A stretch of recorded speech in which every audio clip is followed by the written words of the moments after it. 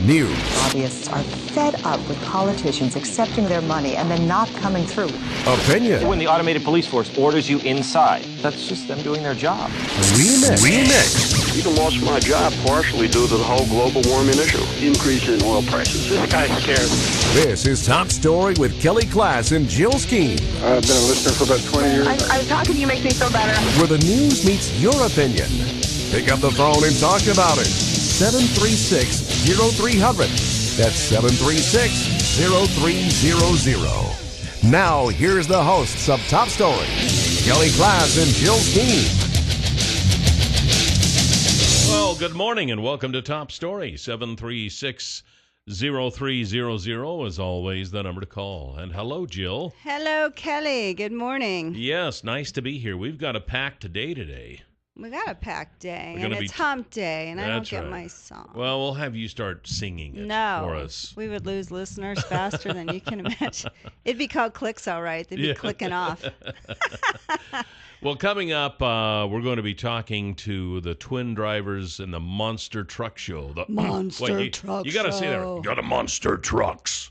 I Coming can't up, say it like that. I don't have enough testosterone for that. Sorry. Coming up tonight, I guess, at the Twin Falls County Fair, kind of a kickoff thing, huh? Mm-hmm. And then at 8:30, we will have Sierra Sandison, Miss Idaho. I know it. She has quite a story to tell. Right. Her story went viral on all the social networks here when she was crowned Miss Idaho because she wore her insulin pump in full view during the swimsuit competition. Mm-hmm. She decided that at the last minute.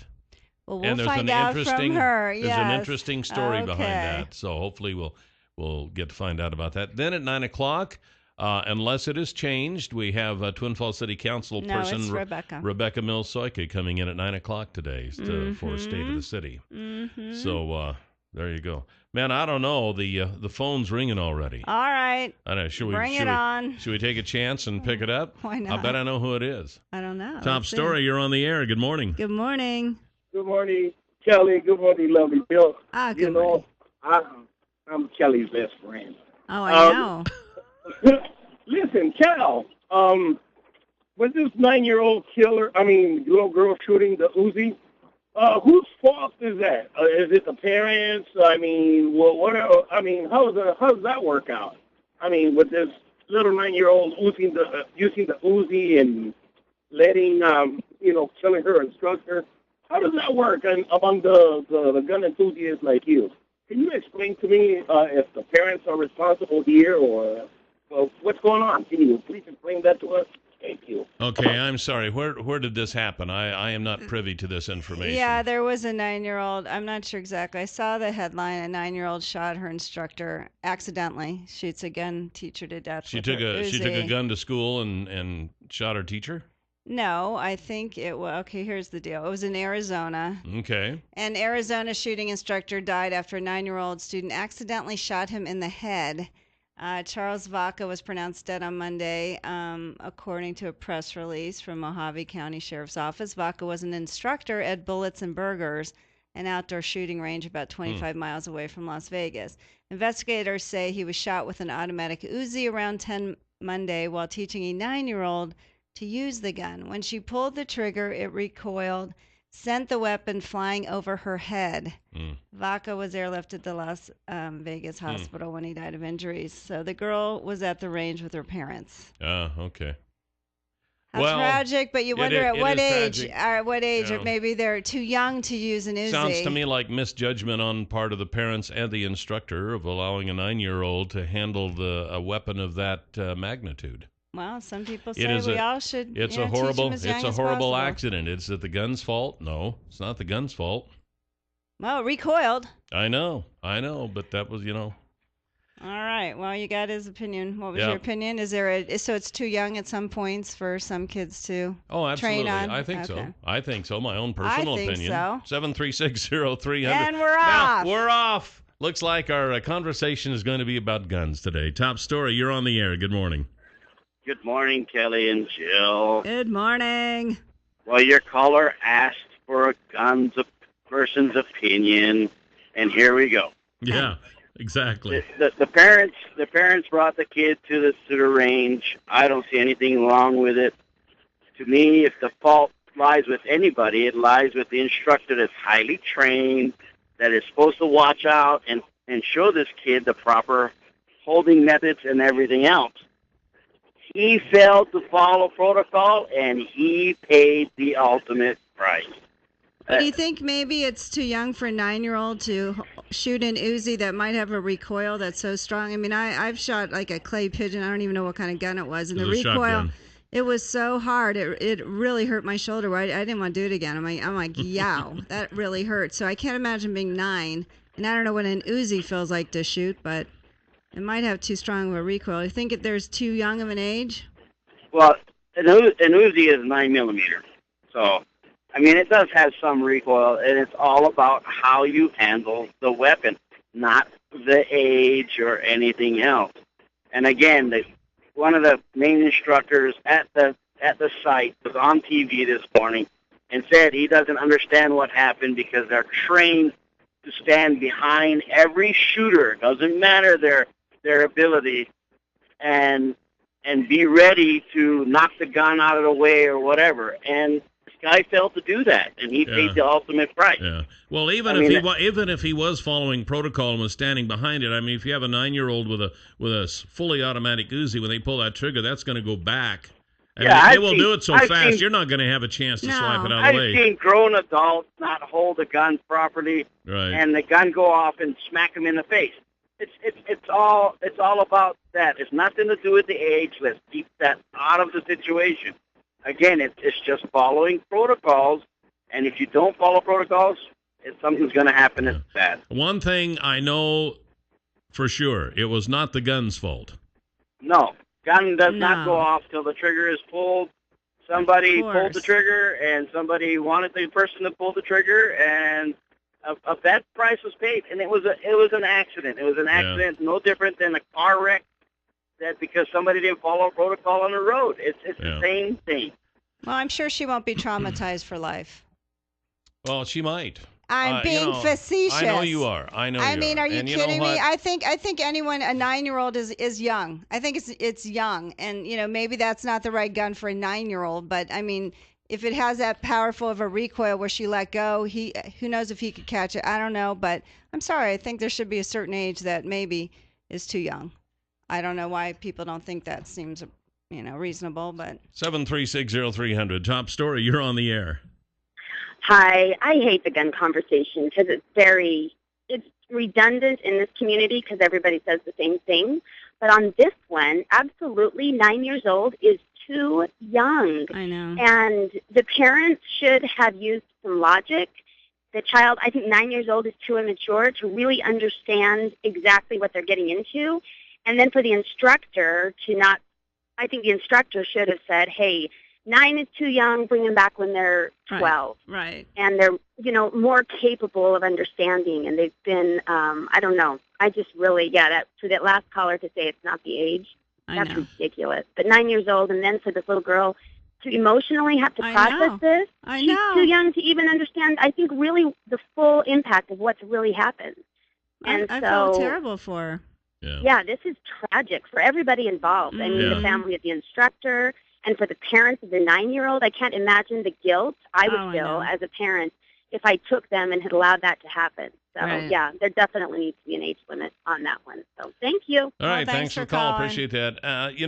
When you get into age, you get into such a subjective area here because I know 9-year-olds who are as big as 15-year-olds, and maturity-wise, they are more mature. It's up to the parents, I think, to decide if their 9-year-old is mature enough and physically capable of handling something like that. And would you start with an Uzi? To just put personally, I would wouldn't not. You do like a little handgun or a pistol I would say, or something? I'll tell you what, rather than starting out with a fully automatic 9mm Uzi, sweetheart, we're going to start out with this nice 22 pistol that I have here. That's nice and heavy, and we're going to put one bullet in it. Yeah. That's one of the things that really bugs me, and you can see these on YouTube. You see these drunk hillbillies giving these huge handguns to these small people who've never shot a gun before and watching them pull the trigger and it come back and hitting them in the head.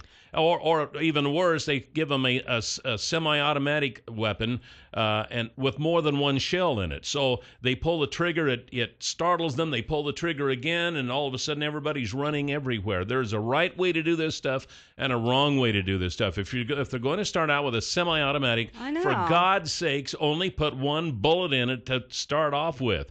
Because if that goes off, it's done and the gun becomes impotent. But it's the parents and the instructor here, God rest his soul, who made the wrong decisions here. But there's a right way to do it and a wrong way to do it. Personally, I would not start anybody off, especially a kid, with a 9mm fully automatic weapon of any sorts. And it's who just thinks crazy. she'll ever You're shoot, asking for trouble. Who thinks she'll ever shoot a gun again in her life? Yeah, Are you kidding me? I know. It's too bad. The poor thing. 7360300. Top story. You're on the air. Kelly, I'm just responding to the lady that called in right after me. And Kelly? Yeah, I'm here. You kind of cut out. Yeah. The whole thing about the age. I mean, my whole point is who are we to say what kid can't shoot? At 9 years old, I shot a .45. Now that's a recoil. Yeah. And I didn't shoot anybody. I didn't hurt myself. I didn't do any of that. Age is not supposed to be the deal. It's up to the parents and everything else. And it's a tragic event. And let's not turn it into a political thing where we're going to make a new law. It's tragic. Yeah, it is. People fall down in the bathtub every day and get killed, and it's tragic. Let's just call it what it is. It's an accident. It's a tragedy, and let's move on from there. Let's go somewhere else. Okay, well, hey, that's a good idea. We would hate to do anything like that, yeah. Mm-hmm. One of the news items this morning was in Wendell. Wendell voters narrowly rejected 2 more school bonds, coming up just a few percentage points short. This report today in the Times News. $1.5 million bond for facility projects failed by 1 percentage point. With nearly 65% of the voters saying yes, there were 317 in favor, 171 against. I mean, that seems like a low turnout. We were looking up the population of Wendell. As of 2012, it's 2,751. So you think, why is the turnout so low? And I also said this to you. Why are the elections in the end of August? Why aren't they in November? I know the state pays for it, but still, you'd have a larger turnout. And I think someone said to me on the show at the Breakers, it's because they don't really want a larger turnout. They want the ones who are interested to vote for it, and they pass. But to me... Not always, though. It can go both ways. Obviously, but... I'm saying, why wouldn't you have it in November so more people would come out? I mean, I think the last week in August, people still are on vacation. Some people have started school, but really, are you going to get a big turnout at the last week of August? It doesn't make sense. Yeah, you might have a point there. And now they have a crumbling gym that's probably going to be condemned. Yeah, maybe we should have it on. Of course, elections are only every 2 years. State elections are only every 2 years. Well, if you're doing it 3 months earlier, do it November 4th and see if you get a better turnout. You might have something there. Just have election day for everything election. I mean, why would you do it off time? And look at 10% turned out? Hey, coming up next, we're going to talk about monster trucks. We are back, 7360300, always the number to call here on Top Story. Okay, now we're going to talk about monster trucks. And it's going to be fun. We got the twin brother drivers. Is that kind of how you're billed? Something like that? Yeah, pretty much. Yeah, okay. Double Trouble, is that what they call you guys? Double Trouble. I drive Double Trouble, and Travis drives Troublemaker. Oh, so there's the name of your car. Or your trucks. thing. And then Two trucks. Then we have Brian Wagner. Yep, we're here as well with All Star Motorsport Productions, the promoter putting on the show tonight at the Twin Falls County Fair. All right. So Brian puts it on, and you two drive around, do the show. Drive around, try to break our trucks, and then whatever Brian says goes. So now it's Travis and Tyler Groth, right? Yep. All right. So you're from Gig Harbor, Washington, just south of Seattle. So tell us about the show tonight. What do you drive? So monster trucks. Last year, the show, I won the event. We'll do 3 competitions. We'll do a wheelie contest, racing, and then the fan favorite at the end, freestyle. Whatever they put out there, we'll run over, crush, jump, whatever they let us do. I see. Okay. How did you guys get into this? Could Jill drive her little Ford Escape out there? Know. We can crush that too. What? No, I think you compete with it. Yeah. Here we go, trash talking. So if you're also having Transformers, right? Yes. And I don't understand this. Well, you're gonna have to come see It's it. something you have to come see. Actually, they're two 30-foot tall fighting robots. It's an intergalactic battle of good versus evil. It's Galactron versus Reptar. It's a great storyline for the kids and for adults. They really get into watching the vehicles, turn from a vehicle into the 30-foot tall robots. So they're actual vehicles. They're actual vehicles. They're completely customized vehicles that they actually do transform into two lifelike robots, and they will actually do battle in front of the grandstands tonight. Shows at 7 o'clock. Poor Jill. And everyone looks with confusion. They'll let you drive one of those. I think they were looking for somebody. Were they? Yeah, I Okay, think you great. got it handled. You just push the little button, stuff blows up, and But do you so you don't like try to crash each other? They no, don't we're try- not allowed to run those over. You're not allowed. They're you're probably not- expensive. I know. The robots that's are what I very was like. expensive. That's the one thing we will not crush tonight is the fighting robots. Robots probably have somewhere to go after today. They got somewhere to go. The cars, they end. How long have you guys been doing monster trucks? 4 years. We started working on them. That's how we kind of got into it. Just we love tinkering with things, so we asked a couple guys we met at a show, hey, can we work on your monster truck, put the tires on, We whatever. probably and broke it more than fixed it, Yeah. but oh well. Then we got hooked. So And how big are these tires? And the rest is they're, history. They're 66 inches. They're about 750 pounds a piece. Oh my. Okay, I have a question. What does a tire cost? New, they're a little over 3,000. Yeah, No Pete, way. So it's about $12,000 to put new tires on your monster truck. And then you got to get wheels too. Yeah, and the wheels are. They're not bad. They're $1,000. Oh yeah. Oh Yeah, my pocket- They're goodness. just $1,000. Pocket Not change. too bad. Pocket change. So what do you think about driving these? Is it just like a kid's dream? Like It is. We've grown up watching monster trucks. We watched Bounty Hunter, who will be here tonight. He's won the World Finals in Las Vegas before, so he's a really great driver. So we got to be on our top of our game tonight if we want to have a chance at winning. So is this kind of like you guys get to play with the big boys, and it's kind of like a dream come true? You're right out there amongst the. It is. I mean, but I don't want to it's also diminish a your lot of status, work. but It is you know, a lot of work. Yeah, I bet it is. It seems like every time we run them, we're breaking something. We've got all kinds of parts in the trailer. We always fix them. Most of the stuff we can do right in the middle of the show if we need to. But it is a lot of fun. We do have fun. We travel 30-plus weeks a year. Oh my goodness. Racing. So we're all over the West Coast and starting to venture. We're going to Texas here in a couple weeks, which is pretty much East Coast to us. So Brian being out of Florida, wait till you I get couldn't to even tell you what Texas. Florida I hear looks like. No, wait till I you get hear to. It's not. No way. It's East Coast. I live there. Let me tell you It's something. a trek for Okay, us. so, Yeah. so Brian, they're having a deal where they can ride along with the driver, meet the drivers. Is there a ride along too? There is. There's a monster ride truck, the Thumper Monster Ride Experience, and those rides start at 5:30 when the gates open. So the gates open tonight at the Twin Falls County Fair. One big show. Gates open at 5:30, and you actually meet the monster truck drivers up close and personal in a meet and greet from 5:30 to 6:30. And then the monster truck rides will be going on from 5:30 all the way up until showtime at 7 o'clock. And then you can actually stick around after the show as well to give more monster truck rides. Our ride truck will be there all night long. Whoever wants a ride can get a ride in There a you real go, monster Jill. truck. That would be fun. Yeah, it would. actually, You yeah. would enjoy that if you I would. would I enjoy think you that. should. Yeah. I'll even let you come in tomorrow late if you want to. Oh, you were so nice, Kelly. I thought Thank so. you. You could write me a note. Anyway, and also the interesting thing is these cars are powered with alcohol and not gasoline. Yeah, So you have a methanol sponsor by alcohol. like Jack Daniels or something. Or what? Not that kind of alcohol. We've Oh. been told a teaspoon will kill you. So we've never tried.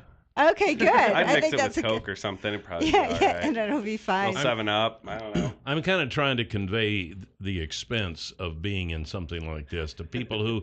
So how much is a gallon of alcohol? We buy it by the 55-gallon drum, and it's about $5 a gallon. But we'll burn easily 10 to 15 gallons per truck tonight, running around for an hour. Yeah. Why do you use alcohol instead of gasoline? It's just more powerful. You can use a lot more fuel. It keeps the motor actually cooler than running gasoline. Okay. A lot of the drag racing people, they use that kind of fuel as well. It's Oh, they a do. little bit safer, I think, for us to store and haul around, being in a drum. rather than a bunch of 5-gallon gas cans bouncing around in the trailer. Could you imagine? Well, Travis and Tyler Groth and Brian Wagner, thank you very much. Have fun tonight. We'll be at the Best of luck. Monster Truck Show tonight at Twin Falls County Fair. Appreciate you coming in. Thank you. Gates open 5:30. We'll be right back with Miss Idaho here on Top Story. 7360300, the number to call here this morning on Top Story. You're kind of going to be delayed just a little bit with Miss Idaho. She's in one of our other control rooms with Nate on Cool 96.5. That's right. So we'll have her the next segment. So bear with us. That'll be interesting. She has quite a story to tell, and I'm anxious to hear it. But I'll tell you what, another interesting story to tell. Dave Hansen at Canyon Pawn. This is the newest pawn shop in town. It's Canyon Pawn. They're on South Shoshone Street. I don't know. Is there a South Shoshone Street? Maybe it's just you're asking the wrong person. Street. I'm not from here. I don't know. There's an old Highway 30. There's a new Highway 30. Don't ask me. I don't know how you guys talk about I've lived here things. for almost 62 years, and I don't know if it's South Shoshone or just Shoshone Street. I don't know. But at any rate, it's right across from Will's Toyota. Nice, clean, friendly place. It's brand new. They just remodeled the inside and redid everything, and it's just such a nice place. And they've got just a little bit of everything, and in fact, a whole lot of some things. They got fishing poles and tools and woodworking equipment and recreational equipment and guns. They have lots of guns right now. Plus, you can go in and see how you can have a chance to win a Savage 17 HMR with AccuTrigger. Go on in and tell them that Kelly and Jill sent you. That's Canyon Pawn, right across the street from Will's Toyota. Easy place to find. Mm-hmm. One of the things that I thought was interesting, where's my story? I have no idea. Here's the story. Did you know that more women are registered to vote in Idaho than men? I found that out. I think there's more women in the country that vote than men, and they're going to definitely, sway elections. We all get out there. I would say they probably already have. Yes, they have. In Idaho, it's kind of odd because I don't know that. Well, I don't know if I say this, if it will come out right or not. Probably won't, but say it anyway. You would think if you had a majority of women that it wouldn't be as conservative as if you had a majority of men.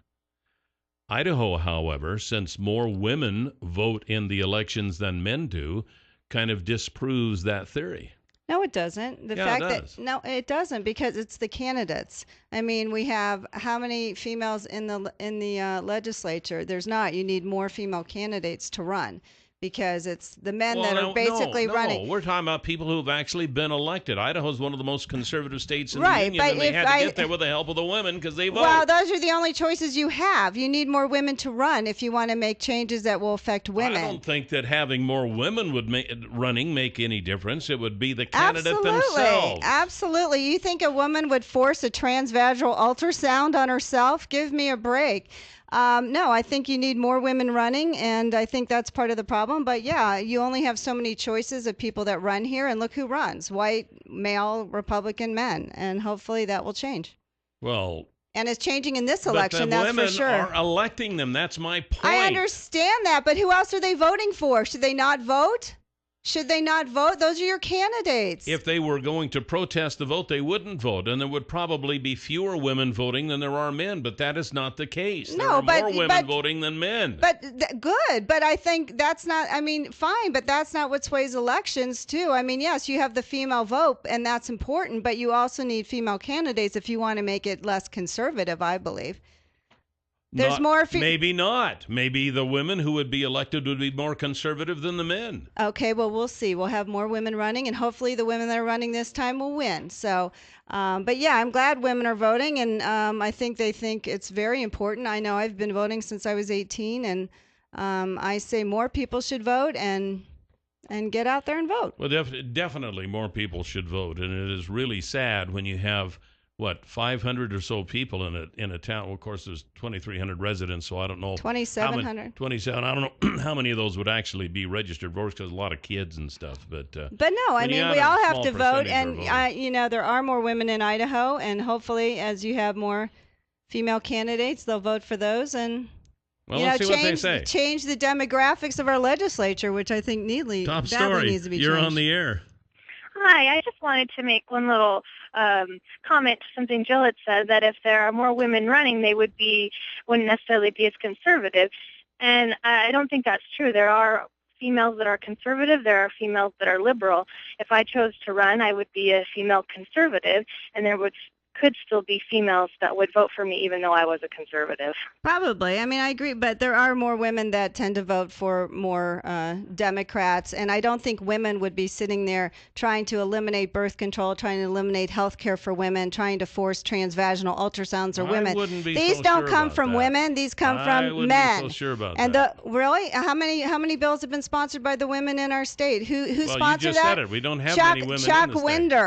Chuck Winder wants you to have a transvaginal ultrasound against your will. I don't think women would put that legislation into place. They'd worry about jobs and helping women. I don't know about that. I think so. You don't see too many of these women sponsoring the rape insurance bill. I don't know about that. Well, those are facts. Those are men. We'll be right back with Miss Idaho. 7360300 is the number to call here this morning on Top Story. And I know I've got. Did you give me the information? No, you didn't make a copy. Right there. I did. Okay, very good. Thank you, Jill. You're so good. You're welcome, Kelly. You do good work. I think. We have with us this morning Miss Idaho. That's right. Sierra Sanderson. Good morning, Sierra. Good morning. Hi, how are you? I'm good. I don't know why I always just want to wave like this. Oh my gosh. Yeah. I know.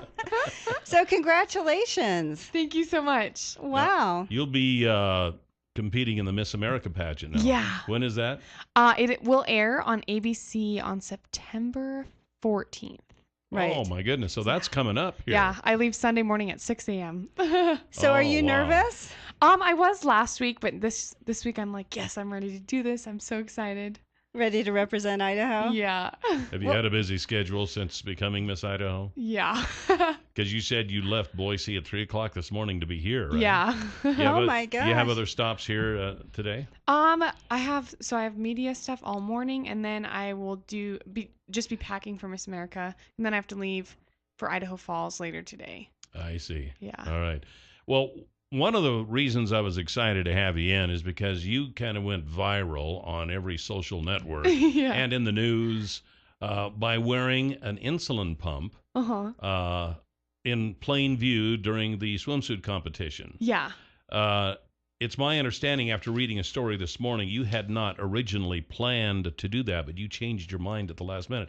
Could you just relate that story? Yeah. Well, I've been discussing and thinking about it for a while, but I'd never competed with it before. But it was in the plans. But right before I went on stage, I was getting nervous about it.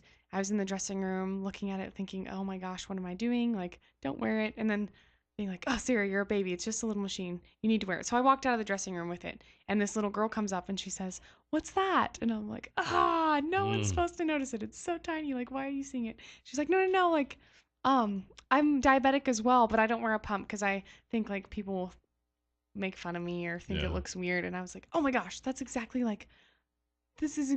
like who I want to inspire and be a role model to. So I was like, okay, I have to do this for her.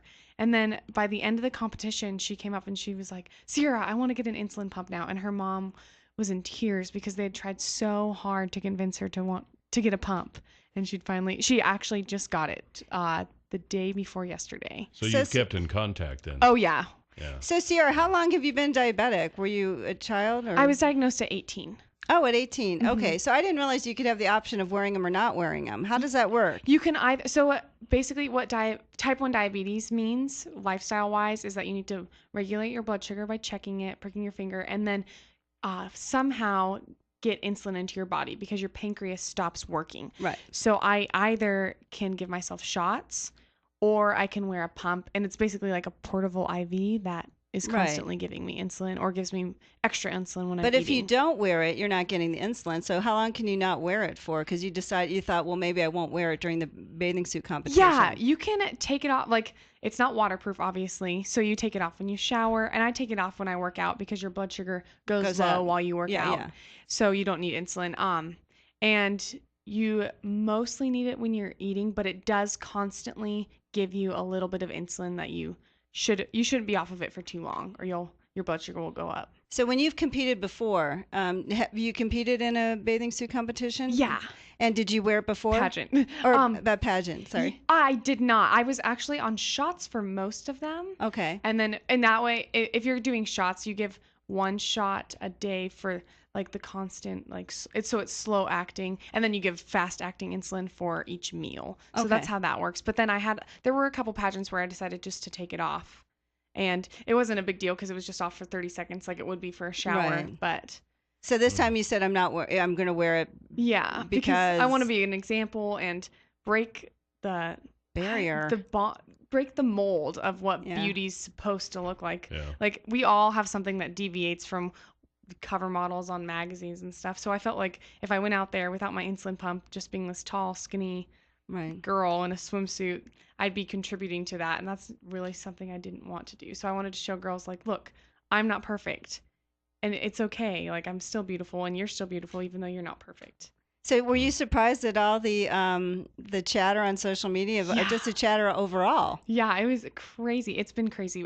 We've estimated that my story has reached 5 to 7 million people. Wow. Yeah, I've gotten thousands and thousands and thousands of pictures with the hashtag Show Me Your Pump, but not just with insulin pumps, with hearing aids and feeding tubes and back and leg braces from scoliosis, any kind of visible disability. It's been so awesome. That is great. Is this influencing you maybe in your life, maybe in what direction you want to go? You know what? Probably. I'm trying to not set my heart on anything until my year as Miss Idaho is over, because everywhere I go, I get like 3 job offers, and I'm like, oh my gosh, I didn't even know that was a possibility. Maybe I'll think about that. So we'll see what this year opens up for me. And you're also going to be on Dr. Oz. Yeah, I went to New York to film last week. I just got back. So they do filming ahead of time. Yeah, and it'll air September 11th, I believe. Is it the 11th? I think so. Yeah. I had down the 8th. Is that that's wrong? Changed. Oh, so September 11th. Yeah. Okay, great. So Miss Idaho will be on Dr. Oz on September 11th. So did he talk about your pump and show your pump and how your body works on insulin? Yeah, how he always does that with the molecule. Did you have fun? Yes, it was so much fun. Oh, great. So now going into the big leagues, Miss America. Yeah. Did you always dream of going into pageants when you were younger? I was a tomboy, and I liked dinosaurs and collected bugs and played in the mud and hated brushing my hair. So it wasn't until like I was big to do a pageant at 18 where I really started thinking about it. And even then I was like, what am I doing? And I was a mess too. But after my first couple pageants, I was like, wow, I am growing so much from this. Like, it's not just learning how to do makeup and walk in heels. It's so much more than that. Learning how to public speak, getting your platform out into the community. It's been so good. It's changed my life completely. And how old are you now? I'm 20. Oh my goodness. So you've just been doing it a couple years. 2 years, 26 months as of like last week, I think. So do you have any idea what you'd like to go into as a career? I want to start my own business. I want to be a CEO, but I'm not sure what kind of business yet. All right. I want to be a CEO too. Yeah. Not me. Too much pressure for me. I like just the old mundane routine life. The older I get, the more boring life gets, and that's just the way I like it. So what's the biggest surprise about Miss America that you have to prepare for? The biggest surprise? Yeah, I mean, do they give you the questions ahead of time? You know how you do all that stuff? Do you just practice questions? So we have a 10-minute interview where they can ask us anything they want, whether it's about controversial issues, current events, or it could be about my Show Me Your Pump campaign and wearing my insulin pump. It can be anything. Have you been reading up on current events and politics? And you don't want to be so much going on this year. Girls like past Miss Idahos have been like, I feel so bad for you. There's only like 2 foreign affairs when I went. Like there's, I don't know. I know. You've got Syria, Iraq, the Middle East. Do you think they'd ask you about stuff like that? Oh yeah. Yeah. Okay. Do you have to end everything with "and I want world peace," or is that just a miscongeniality? No. When you are around young ladies and such, because I know there's such a thing nowadays you got to be skinny. If you don't wear a size 0, you're just not worth anything. And I know that we have these young teenage girls who are almost killing themselves trying to diet and things like that. And what a breath of fresh air that you are to come along, because you showing people that you can still be beautiful and still have flaws. Yeah. So what do you tell these have you had a chance to talk to any of these young ladies and say, look, just don't pay any attention to that. Every picture on the face of the magazine is photoshopped anyway. So it's just that we've just been brainwashed, basically. Like, that's all we see in the media, and I really wish the media would display beauty in a more diverse way instead of just showing the same old tall, skinny girl, showing a girl with insulin pump and airbrushed too. Yeah, we've seen the campaigns where they're starting to show plus size models a lot more, and that's been really encouraging and awesome to see. And then there's a supermodel who showed her colostomy bag in the UK, and everyone loved that too. So Was that as a resulting from your deal? That was before me, but there was a male model after me who did his.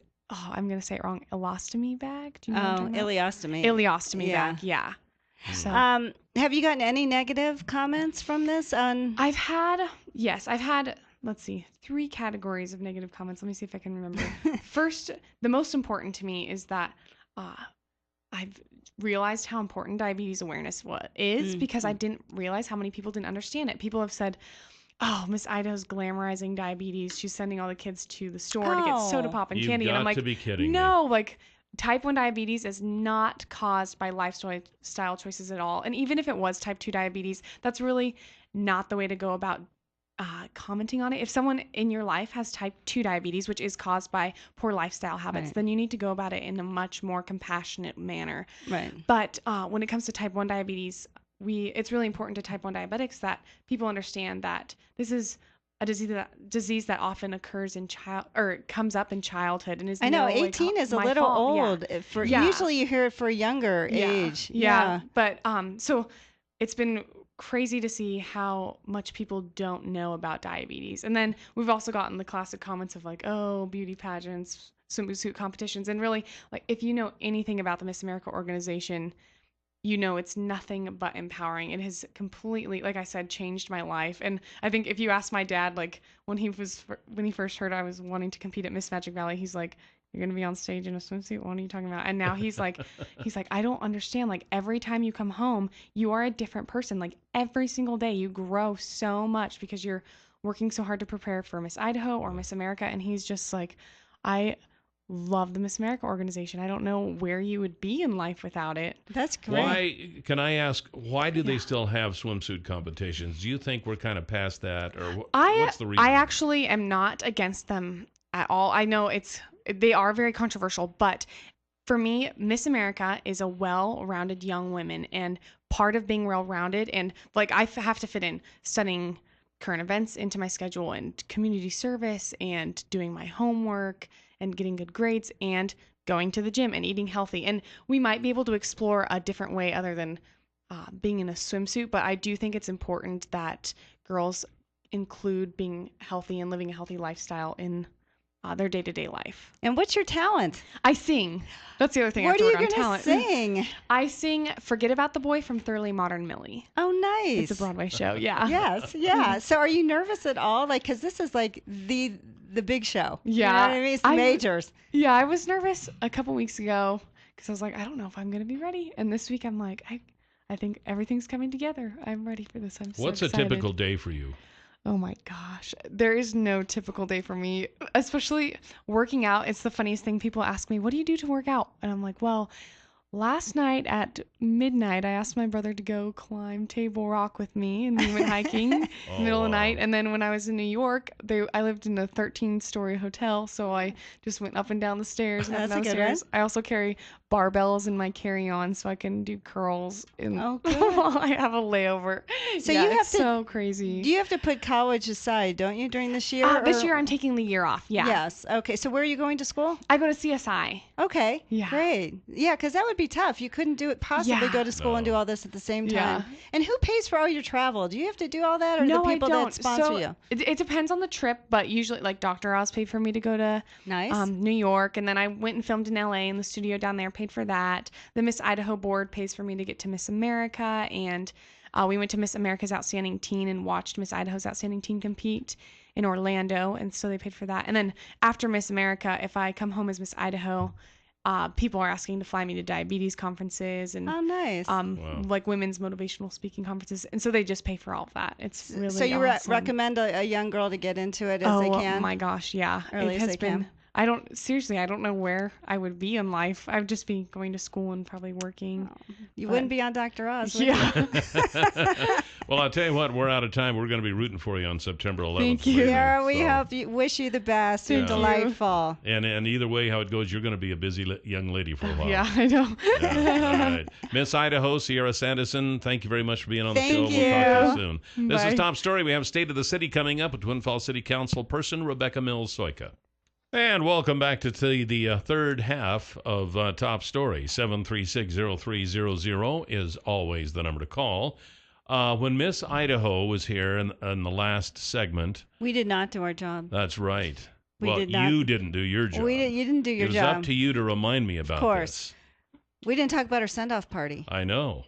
And that's one of the big things. Miss Idaho, Sierra Sanderson, will be leaving for the Miss America pageant.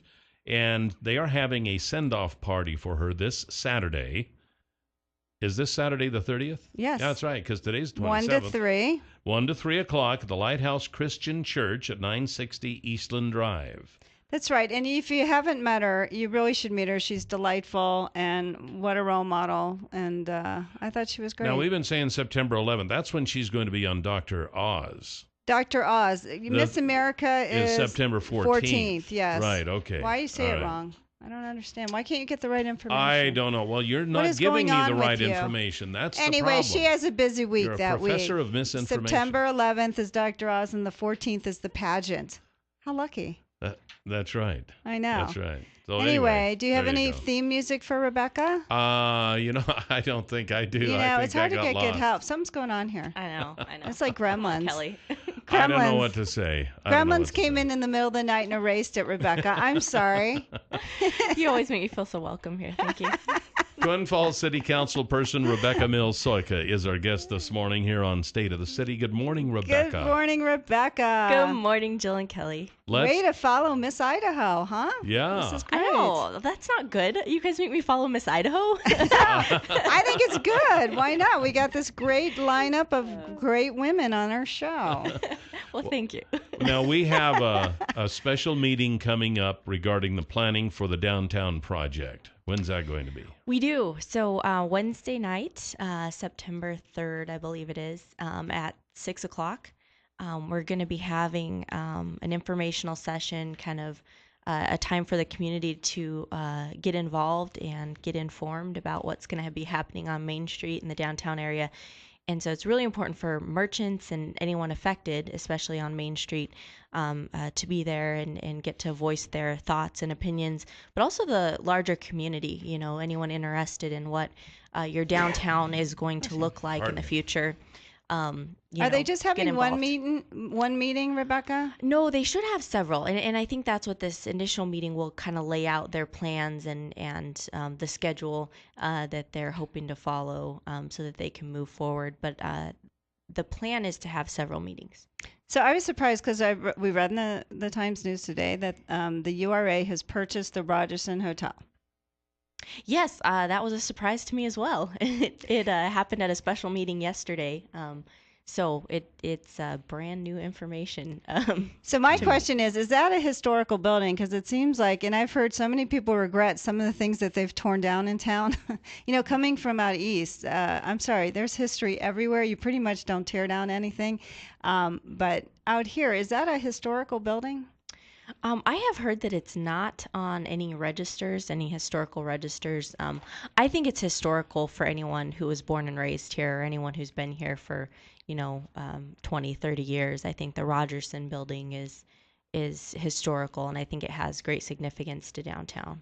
But they're going to tear it down, right? Are they planning to? I do not know their plans with it. They've described that they're just hoping to bring businesses and renewal to downtown. They haven't said what they're doing with the building.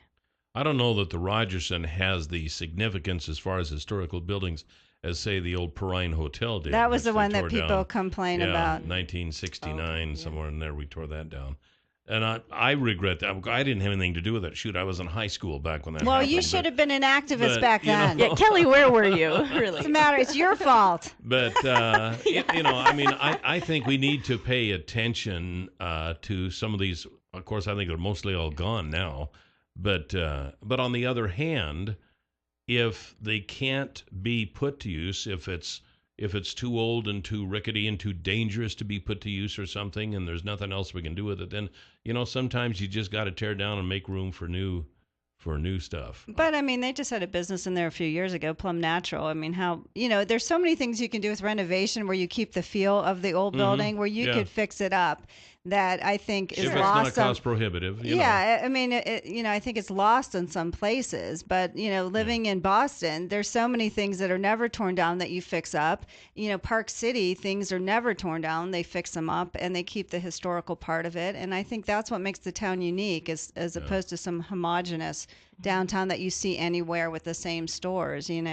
So I don't know. Do you know any other plans on what's happening with our downtown? I don't. So the URA is a board that's autonomous from the city council. We appoint the members, but they are free to make their own decisions. And I do hope that they will keep the public involved and keep everyone informed of their plans for this building. So I think it is significant to the community. And so I guess just be watching. Their agendas are on our website, www.tfid.org. I think some people might think, well, if you actually make suggestions, are they going to listen, or do they already have a preconceived idea? I know they've spent almost $250,000 on consultants, so I assume, and because they've had history of designing places in McCall and Washington and whatever, do they already have a preconceived idea of this is what it is, and are people really going to have input?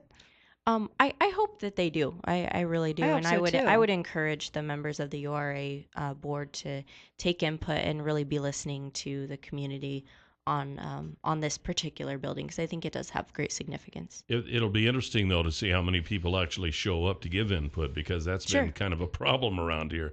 You ask people to show up and none of them do, and then they go ahead with the plans, and then they're criticized for what they've done. But well, and it does matter how much you solicit the input. I mean, if you go, some people check agendas on the website, most people don't, and so I think it matters if you give it enough time for the information to disseminate throughout the community. If you put an ad in the paper, or you get it out to the media partners so people can talk about it, people can hear about it, I think that makes a difference. Do you have to be a citizen of Twin Falls, or can you be like from the rural area and still have input on this? Sure. They take public input. At any time when a board, the URA or the city takes input, anyone can speak, anyone from the public, and just for recording purposes, they take your name and your address, and so that usually identifies, where you're at in relation to this particular project or the subject property, and so that gives the council or the commission or the board an idea of your relation to the project. But I think that in general everyone is open to everyone who wants to speak, because we recognize that Twin Falls doesn't just affect our own area. We're part of a larger community, and we have an effect on the rest of the community and the smaller towns around us. And collectively, like Jill and me, I mean, we both live out of the city limits, but Twin Falls is our town. Right, exactly. and we work here. Exactly, and we're all the Magic Valley, and everyone. As we saw with Chobani, all of even the smaller neighboring towns, we're totally that had affected. nothing to do with the decision, were completely affected totally by affected. that decision. So, yes. So it's good for us to be considerate, and for the city to consider all perspectives. So, how's the new dog park? Oh, it's wonderful. It's amazing. I don't even have a dog. I actually borrowed someone's dog. It was great. Did you go out there for the opening? Yeah, and a lot of people did. It was huge. I mean, I think they had a couple hundred people at the opening and a couple hundred dogs. It was fun. It was fun chaos. The dogs were running everywhere. And do they fight wonderful. at all? It always seems like you'd have dogs that would fight. I was surprised. There were I saw maybe two in the hour that I was there. I saw maybe two scuffles, and it was more of like a little bark and but it was the owners are really responsive, and they stay on top of their dog's behavior and make sure that they're being good. So no, the owners were very good about it. And I know how grateful and how hard they've worked for this dog park. So they've assured us that they're going to be following all of the rules and being responsible and taking care of the park because they really appreciate it. Did a lot of dogs come out for the opening? Oh, yes. I think there were as many dogs as people. It was Did insane. any cats sneak in? No cats. Like, where's our park? What about the use since? Have you had a chance to check on the usage of it since the ribbon cutting last Saturday?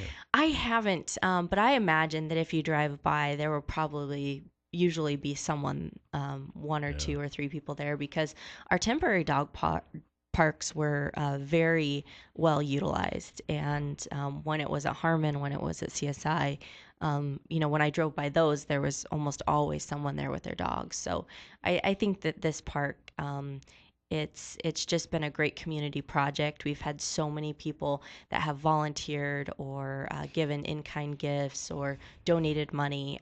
Really, everyone came together to make this park happen. So I think that really creates more of an ownership in the community. I think people will really feel more pride in this park than they do others, that kind of just pop up and, but they requested this park. They worked hard for this park, and now they get to enjoy it. Do you think we'll see another one on the other side of town anytime soon? Or is this going to be kind of now that we've been able to see the popularity of this one, do you think we'll kind of put more emphasis on others?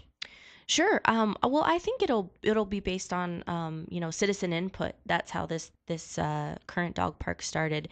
So it will really be up to the citizens if they're, satisfied or not. But I wouldn't say anytime soon, since this park took at least 7 to 10 years. So I would hesitate to say anytime soon. I don't think most people realize that. I think they figured it started about a year and a half ago, and bingo, there it was. So. Right. No, I mean, 3 years ago, we were able to identify a location, and we traded the county for the property. The county worked with us, and it was a great partnership in getting that 3 acres. I mean, how else do you purchase 3 acres right in the middle of the city in your Parks and Rec budget? I mean, it would be nice if cities purchased. I know in Park City they buy up a lot of open space. The city does to keep it open, and I feel like our city doesn't do that.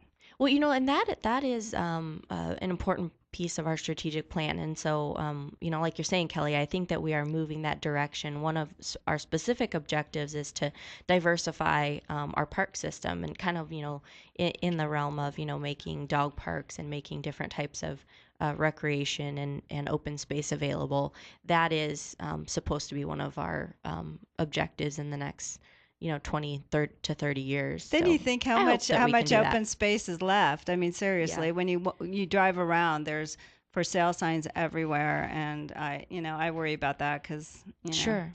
Anyway, but any word on the city hall? No word yet. City staff is still wanting to move forward with finding a location and finding a property, and they've said that things will Can probably... you hold that thought? Oh, sure. All right, we'll be right back with Twin Falls City Council person Rebecca Mills-Soyka here on Top Story. 7360300 is the number to call here this morning on Top Story. And if you have any questions or comments for Twin Falls City Council person Rebecca Mills-Soyka, this would be a good time to call. Yesterday's $100 instant winning name is Donald Elmore. Donald Elmore, congratulations. And your $100 word of the day for today is another school term. It's paper. Paper. They still use paper in school? Apparently they do. I guess so. So you can... As opposed to rocks and chisels when you were in school?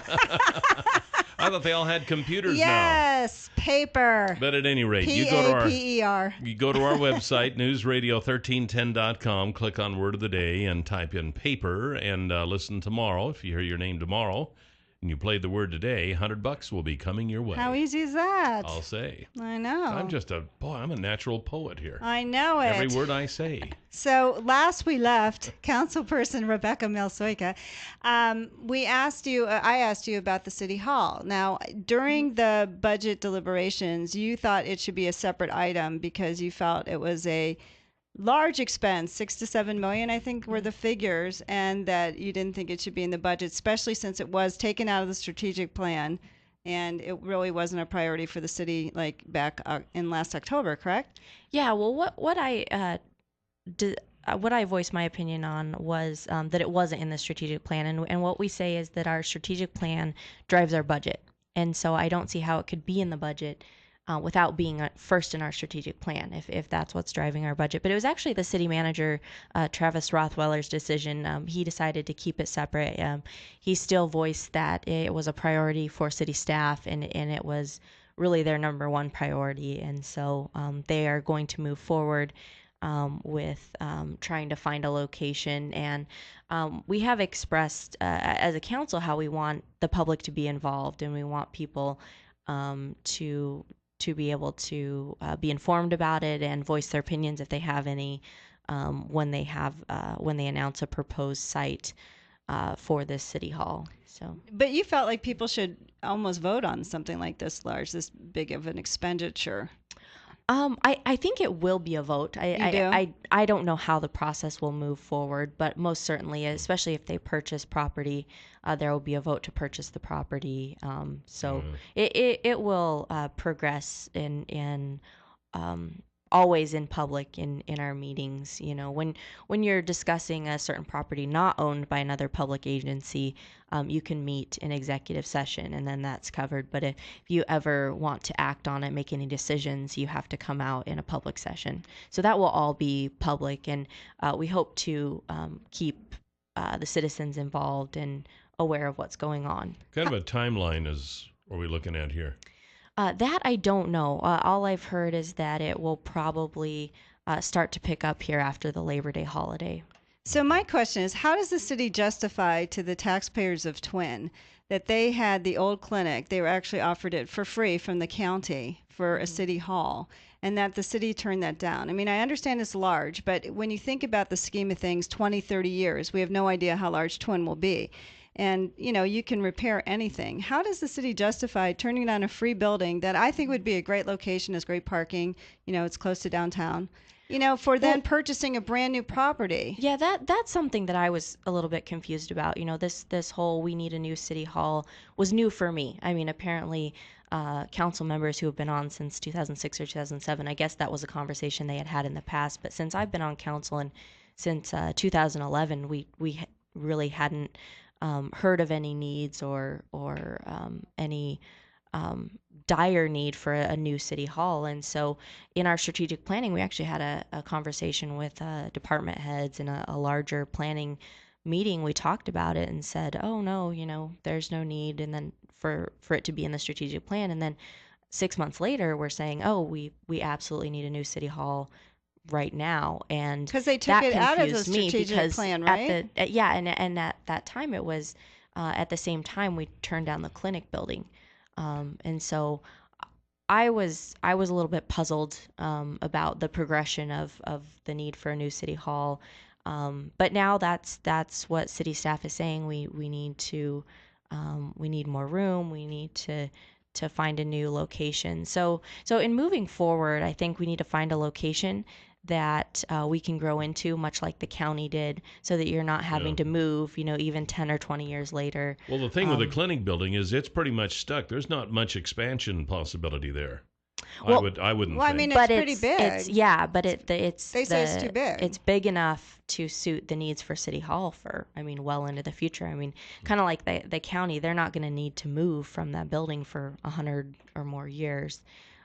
So as long as we have a place that you know, the council has expressed a desire for it to be downtown, for it to hopefully be a part of revitalization in either Old Town or downtown, and kind of keep it in the heart of the city, I think that's a good idea.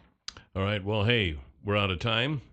Want to thank Twin Falls City Council person Rebecca Milsoika. We'll see you next time. Thanks, Rebecca. And this is Top Story on News Radio 1310 KLIX. 7360300 is the number to call here on Top Story. Welcome back. Thank you. You've heard us talking about far more of Idaho and infrared photography and flying over your fields. Now, actually, you can do that, and you might even find, I don't know, it's not unusual to find marijuana growing in places it's not supposed to be. We heard it glows. Yeah. When they see just it like a glows. fluorescence coming out of these pictures. But this isn't that's actually, not it's not the what point. it's for. It's not what it's for. What you can do is Far More of Idaho can fly over your fields, take infrared photography, and they can upload this information to your computer so you can look at it, and you can see how your fields are doing as far as moisture is concerned and all sorts of things. I mean, when you are looking at something via infrared photography, it opens up a whole new world. And if you thought that your irrigation system was very efficient and getting every little square inch of your field, you could be in for a big surprise. And when you find out that there are adjustments that can be made, and then you can do that, and then your yields increase, I'll tell you what, it pays for itself. So get a hold of the folks at Far More of Idaho at 324-3341 or at farmoreofidaho.com, and they can tell you how this infrared barren works. I think it's great. I think technology is just... Well, technology is going to save us, and technology is going to kill us. You have a love-hate with technology. I really do. I do. But in this case, I have a love relationship with it. Right, right. I mean, there's so helpful. It can be helpful. And, it can. Anyway, but we have something to talk about here that we didn't get to talk about yesterday. Another American company is aiming to move its headquarters out of the country. Now, I don't know about you, but I enjoy a good Whopper. The Burger King Whopper. Can I tell you, Burger King is the only fast food place in town that has a veggie burger. Oh, really? Yes. I The did not only know one. That. Well, that's why. I so don't eat anyway, veggie I have burgers. to say, in a pinch, sometimes we've had to pick up a veggie burger from time to time, and Burger King is the only one that has it. Every time I eat a hamburger, I am eating vegetarian. Because the cows eat grass. It's an indirect, yeah. And so, that's the way I look at it. But at any rate, I digress. International fast food behemoth Burger King Worldwide, Inc. confirmed this week that it will pay about $11 billion to buy Canadian chain Tim Hortons Incorporated, which sells coffee, donuts, and other breakfast food fare. The deal would merge America's second largest burger chain, which is valued at nearly $10 billion, with the Canadian equivalent to Dunkin' Donuts, which is valued at more than $8 billion. The stickler here is that they would then move the world headquarters for Burger King to Canada. Right. It's been in Florida since, I think, the 50s. Yeah, it's been around for a long time. Mm-hmm. By doing so, they will save themselves millions of dollars a year in taxes. Mm-hmm. The United States has a business tax of around 40%. Canada has a business tax of about 26%. The United States is the highest on the list as far as a business tax. Canada is about halfway. But what they say, with all the tax loopholes that corporations take, honestly, a corporation really just pays 13% in tax. That's what they say. With all of our loopholes, we only have 70,000 laws on the books. So if that were the case, then I would think Burger King would want to stay in the United States instead of going from 13% to 26%. So I'm thinking there's something else going on here that maybe we don't know about, that Burger King thinks it would behoove them to move out of the country. Well, that's what a lot of them been doing. And so why haven't